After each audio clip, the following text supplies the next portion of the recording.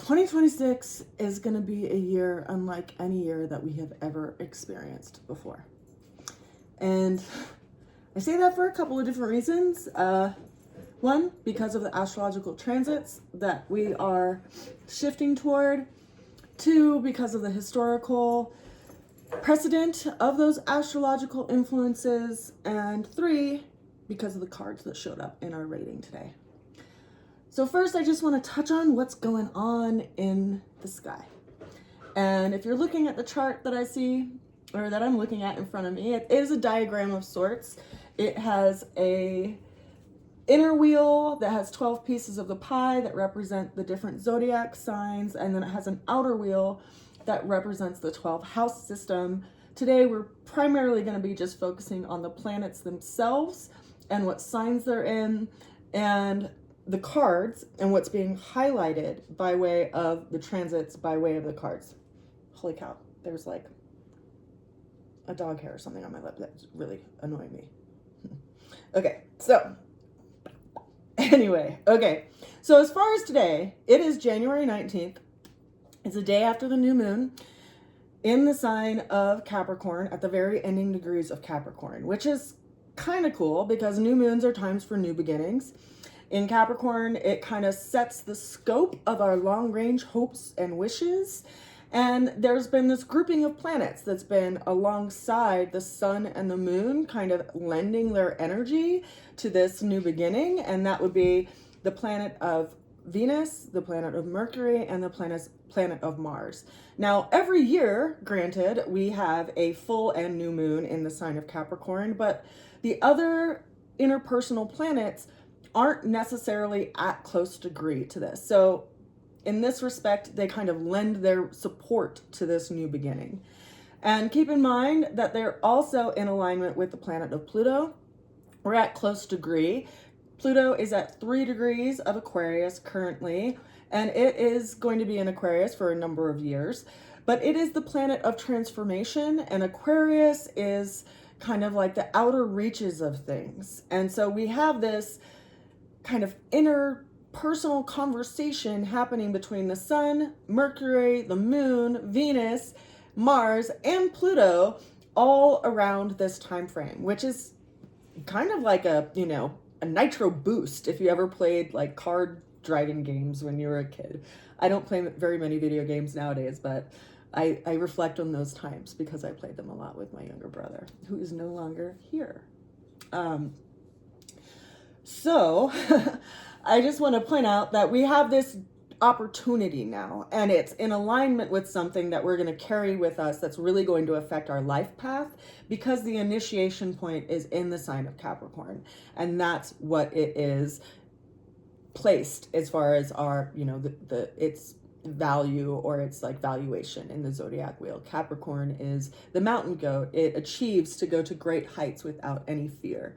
And in this kind of snapshot, it has the support of these other planets. Now, they're all kind of grouped around this kind of intersection between the end of Capricorn and the beginning of Aquarius. Then we see that we have the North Node. It was at 9 degrees the other day. It's probably at around 8 degrees today. It's in Pisces. We have Neptune and Saturn, which are at the ending degrees of Aries. Chiron in Aries, Uranus at 27 degrees of Gemini. We also have Jupiter up here in Cancer, and the South Node, of course, at 180 degrees in placement to the North Node, and it is over here in Virgo. Now, the things that I want to point out which are interesting about this year is that the outer planets, which take the longest amount of time to transit around the sun and have the longest orbits, are shifting into a new sign, which means they're shifting into a new energy this year, which is why we're going to experience a lot of change by way of energetics, because of this influence of the outer planets, who have a longer path through every sign, and the fact that they are changing kind of the quality of their energy that they're going to be working through this year. Now, a couple of those key transits which are important to note is that we are going to see Saturn and Neptune be in conjunction in the beginning degrees of Aries on February 20th. So they're going to be transiting into the sign of Aries, which is a very different energy than the sign of Pisces. And they're also going to be traveling together. So that'll be kind of an initiatory energetic. Consider that Saturn is the planet of responsibility. It also has kind of this disciplinary, authoritarian kind of energetic. It's going to be moving into the sign of Aries, which is a very kind of warrior type, challenging zodiac sign.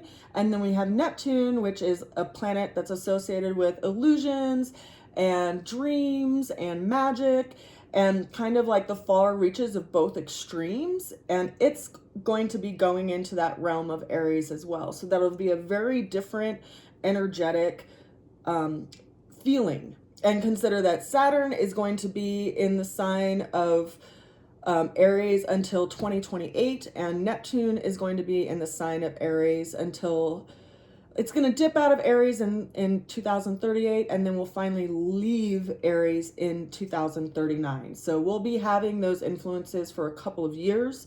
Then we also have the big influence of Uranus, which is currently at 27 degrees of Taurus. It will be transitioning into the sign of Gemini in April, on April 27th, which is a big deal because historically, whenever Uranus has been in the sign of Gemini, our nation as a country of the United States has been under a lot of turmoil and challenge. And so if you take, a couple minutes, just take a historical jump back timeline-wise to what was going on with our country 84 years ago, and then what was going on with our country 168 years ago, and then what was going on with our country, 84 years ago before that, you'll get a better understanding of some of the things that our country has been having to navigate through during the transit of Uranus through the sign of Gemini. Uranus will be in the sign of Gemini until 2032 in August. The additional influence that we're going to see shift, which will be big for us this year, it's going to be Jupiter. Jupiter is going to move out of the sign of Cancer, which it likes to be in, into the sign of Leo, and it is going to be doing that, let's see, on June 30th. So we'll see a shift in energy around then. Some key points to consider historically is that as a nation, the United States is experiencing its 250th anniversary of the birth of our country. And another interesting coincidence is that 250 years ago, roughly, right, the birth of our nation, we had Pluto in the exact same place or similar by degree as it is today, because it has a 248-year orbit. And so, of course, what was going on 248 years ago is something to make note of as well. So with those transits kind of touched on briefly, I want to go ahead and jump into the cards for this week, or that are being highlighted this week. And it's kind of a intense reading, to be honest. The opening energy that we have showing up for us for this week is reminiscent of this Mars energy that we're seeing over here. Now, in a couple of days, I think it's on the 25th of January, actually, it's the 19th today, we're going to see Mars come into conjunction with Pluto, which is a pretty big energy, considering that Mars is a planet that initiates change and actions and big endings, and Pluto is a planet of transformation. And so we may see a big change when Mars goes over that point. And I say that because our opening card for our reading for this week is the Tower. Now, the Tower card is kind of an intense card when you look at it, because you see this tower that's surrounded by this ocean, and there's a lightning bolt coming down from above, and there's a fire in the top of the tower, and people are jumping out of this building. It's a pretty intense card. And the Tower is alongside of the symbolism of the Tower of Babel, and how we use our language in order to get to the place where we can reach God, and then something outside of our control basically destroys the tower, and then we come to terms with what is real and what has been an illusion. And so in this way, it's a very intense wake-up call, like a lightning strike. It's an activating energy, and it's a Mars energy. So this is telling and foretelling of some kind of change. And so that makes me want to highlight the energies of Mars, because this card governs Mars, and there's a couple of big transits that we are going to be experiencing with Mars in this year. And particularly, this one where it first crosses over this precipice with Pluto in the beginning stages of Aquarius, but then again towards the end of the month when Mars is in in square to Uranus, because Uranus is the planet of unexpected, unavoidable change. And Mars is a planet of action and initiation. And whenever there's a 90-degree angle, there's a challenge of sorts. There is pressure, there is friction, but consider that no good change comes without some kind of pressure or some kind of friction or some kind of growth. So this is going to be a self-development point, or, as my teacher used to say, an opportunity to grow. And it's kind of a nice way of saying, like, we're going to experience some challenge. And so it's important to consider that, Mars is going to be in this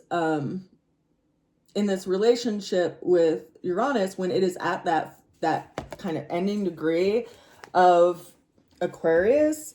And for Mars, that is going to be on the 27th of February. So we're going to be experiencing some wake-up calls, I think, between the end of January and the end of February. And then that will kind of show us the shape of what we're going to be working with this year.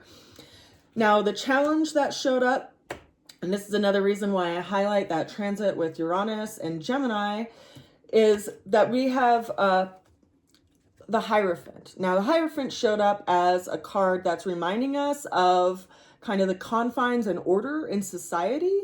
It's also showing us, kind of this religious figure that is a teacher of sorts and the revealer of secrets. Now, the Hierophant is associated with the astrological sign of Taurus, which is currently where Uranus is and where Uranus has been for the last 7 years. Taurus is the sign that governs agriculture, monetary systems, our beliefs, things that are kind of fixed earth nature in our society. And Uranus has been bringing change to this area for the last 7 years. And it's going to be shifting out of this space, which has been, full of change for the last 7 years. And we will see more stability in that place, but we're going to see instability shift into Gemini. And so it will be shifting into Gemini, as I mentioned before, at the end of April of this year. Now consider again that our two opening cards are major arcana cards, which is like big life lessons that you don't get to avoid. So these are things that we're all going to be able to experience some kind of navigation through by way of our personal lives and also our global lives and also our interactions with our community. Now, the way through the challenge showed up by way of the Page of Swords. Now, the Page of Swords is a Gemini kind of affiliated card, and so it's bringing up the idea of communication, the idea of movement. It's associated with the sign or the planet of Mercury and messenger of the gods. And we can see in this way that our way through this challenge is really being mindful of not only where we put our attention to, but how we use our words, how we use our throat, how we use our communications, and where we put our energy towards. This is also going to make us more mindful of, the influences that come into our mind, right? Because Mercury and Gemini govern the mind and govern our communities and our neighborhoods. So how we, interact with people of our neighborhood is really going to be the best way that we navigate through this change is our community and our family and our environment. Now, the overall outcome that showed up for this week is a combination of cards. So I pulled 9 cards for us in total for this reading. We've gone through 3 of them. So, we have 6 more to go. The first one of which is this 10 of Wands. Now, in the 10 of Wands, we see someone who has a bundle of wands grasped to their chest, and they're moving forward, but they can't really see a path. They're just kind of walking blind forward. And this is a card of burden and also struggle. This is someone who says yes to everything and doesn't really know where they're going because their energy is so consumed by so many things. So this is a lot of burden. Ultimately, we're going to be carrying a lot. We're going to be navigating through a lot, and we'll have to determine where to spend our will, because this person is completely weighed down by everything that's going on around them. It's like a crystallized way of doing things, and we have to take a look at that. What follows that card is the Four of Cups. Now, in this card, we see someone who is sitting with their back against the tree. There's 3 upright cups in front of them, and one that is seemingly floating in from the sky. This is an emotional contemplation. It's like valuing, like taking an evaluation of the things that emotionally nourish you and that which you are called towards, right? Because there's this new influence that's kind of coming out of the unknown. It's asking us where we draw our happiness, and if it is indeed from external experiences or environments, or if it's an inside job. And so we really have to look at where our waters get pulled, right? By way of the currents of life, and to possibly put some attention on that. It's followed by the Fool card. Now the Fool card, it is quite an interesting major arcana when it shows up in a reading, because the Fool card is the 0 of the major arcana system. There's 22 cards in the major arcanas of the tarot card system, and it starts with the number 0. Starts with the number 0 because in the numeric of the number 0, it contains the possibility of all and everything that is unknown and everything that is known. And we see here that there is a fool that is walking over a precipice with a little white dog nipping at its heels, and there is a rainbow in the background, and the sun is in the corner kind of at its back. Now, the Fool card is an interesting card because it's associated with the planet of Uranus. And I do believe in my heart of hearts that this shift, this transition of Uranus into the sign of Gemini is going to be very shifting for all of our lives. And it's going to really make us take an inventory and see where our hearts are called toward, and, possibly reevaluate where we put our anchor in our own internal system. It's important to consider that the Fool card is the first of the major arcana, and it is associated with the breath of God, and it is reminding us to follow our heart and to have faith and trust in our heart in the midst of change, in the midst of unknown.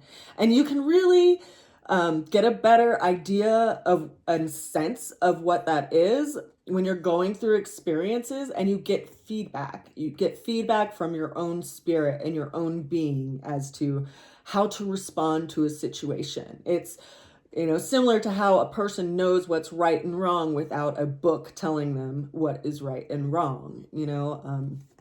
Like just as an example, I remember, and this has nothing to do with religion or anything, but when my mom was really sick and I had people continuously telling me, it's okay if you don't see your mom when she's sick, it's okay, if you let her go, it's okay if you don't make that trip. And there was something that was in my heart of hearts that knew I could not do that and I had to make the trip. Just like, a couple of years ago when it's my dad's 70th birthday and I found out my stepmom wasn't going to be around because she had to help her son out of state, and I didn't want my dad to be alone, and there was no way I was going to let my dad be alone for his 70th birthday. It didn't matter what other people approved or stamped or encouraged me to do. I had my own inner knowing of what I had to do. And I think that what we are going to be experiencing and navigating this year is really going to help us hone that skill of our inner knowing and trusting our intuition. Now, the final cards that we have for our reading this week are pretty interesting. And I just have to make note that out of the 9 cards, 3 of them are cards that are 4s, right? So 4s are a number of stability. And I already went over one of them, the one that I've already kind of gone over is the Four of Cups. Now it follows this big change that that's going to be initiated, I believe, in my heart of hearts, through the shift of Uranus into the sign of Gemini, and also the shift of Saturn and Neptune into the sign of Aries. The shift that we're going to experience, that's kind of being hinted to by way of the Fool card and the Tower and the Hierophant, it's followed by the Four of Pentacles. And here we see someone who is sitting within a wall, like a brick wall. The outside world is beyond that, so they're kind of fenced in. They have two pentacles under their feet, one under the right, one under the left. They have one pentacle grasped to their chest and one that is sitting on the crown of their head.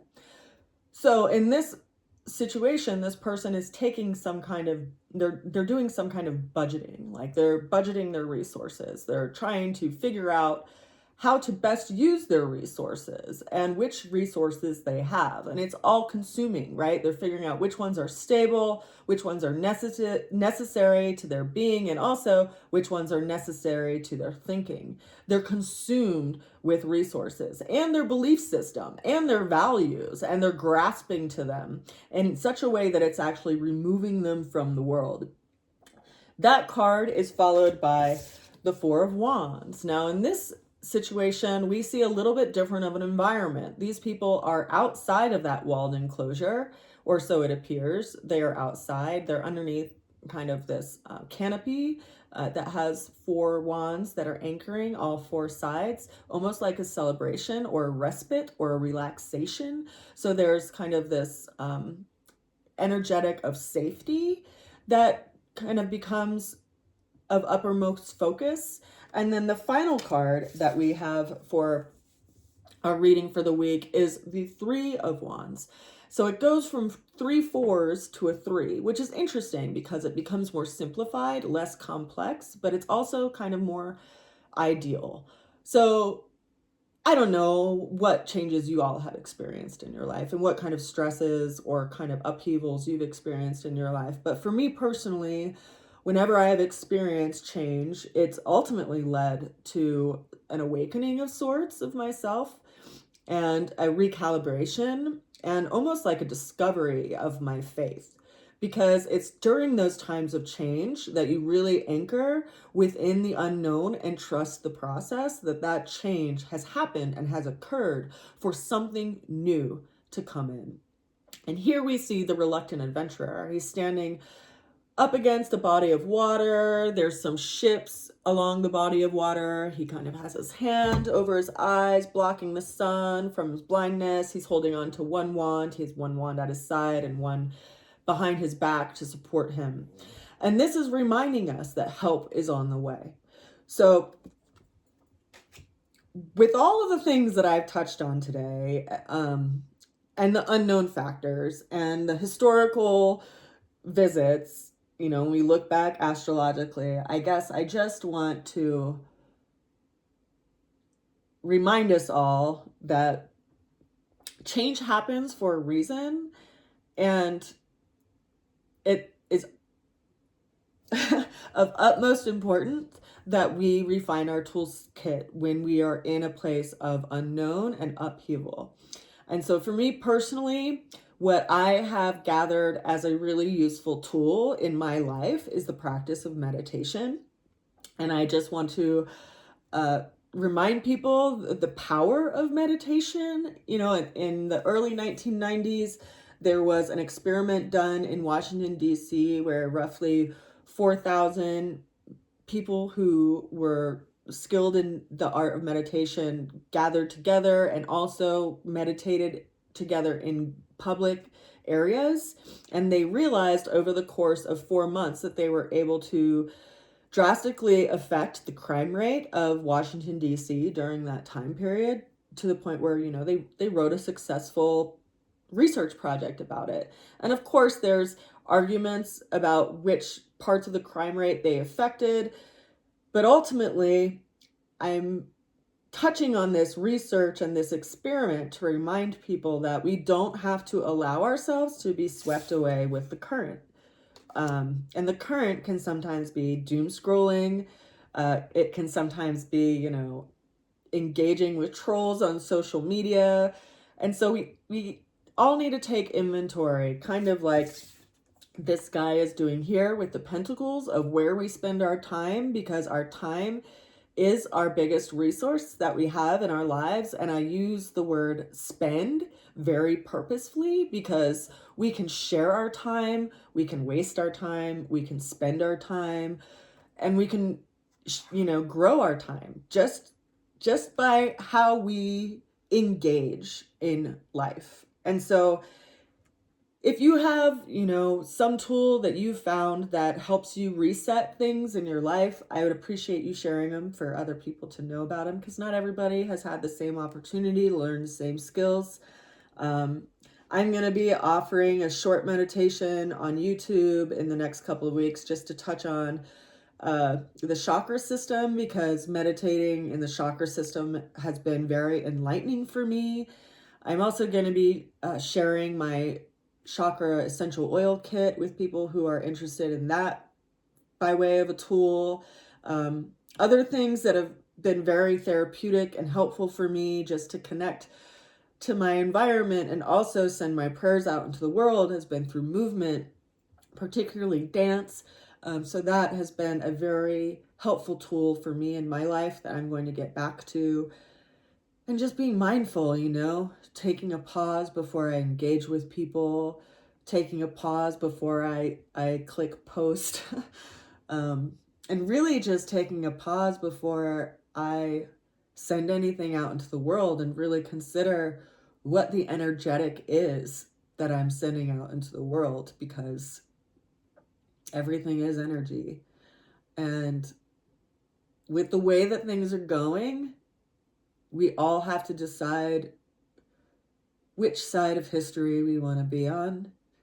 And I myself am choosing the side that is aligned with my heart. So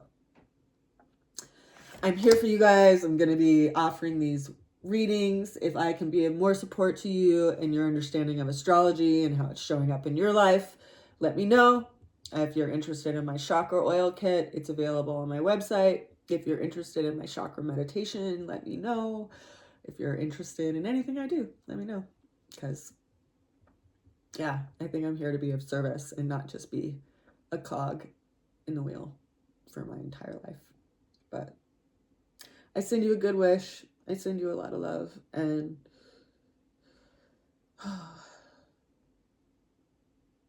just a reminder that, you know, we're all shifting towards something that is unknown, and we're all going to go through the process. So we need to be mindful in how we do that. Bye for now.